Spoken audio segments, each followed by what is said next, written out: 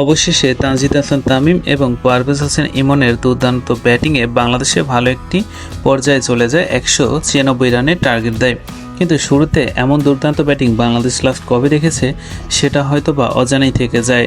তানজিদ হাসান তামিম এবং পারভেজ হোসেন ইমন শুরুতে বাংলাদেশে একটি দুর্দান্ত ওপেনিং পার্টনারশিপ করে, যেখানে 100+ রানের পার্টনারশিপ আবারও করে এই দুইজনে। যেখানে দেখা যায় তানজিদ হাসান তামিম তিনি 42 রান করেন 32 বলে। শুরুতে অবশ্য দেখে শুনে খেলেন, যেখানে 3টি ছক্কা এবং 3টি চারের মার ছিল, 131 স্ট্রাইক রেট।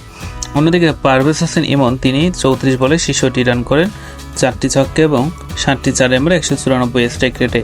এই দুইজনের দুর্দান্ত ব্যাটিংয়ে বাংলাদেশ শুরুতে প্রতি ওভারে 10+ রান তুলছিল, কিন্তু যখনই এই দুইটা উইকেটের একজন আউট হয়ে যায়, অর্থাৎ তানজিদ হাসান তামিম তিনি আউট হয়ে যান, তখন বাংলাদেশের আবার সেই পুরনো রূপ, অর্থাৎ বাংলাদেশের সেই ফিনিশিংটা আজকেও দিতে পারেনি।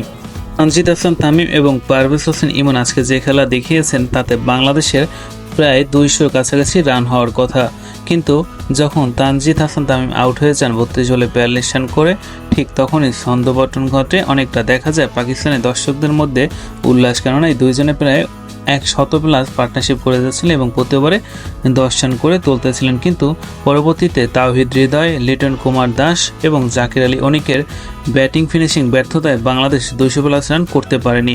অন্যথায় আজকের এইখানে জাকির হাসান এবং লিটন কুমার দাসরা ভালো খেললে হয়তো বা 220+ রান হয়ে যেত।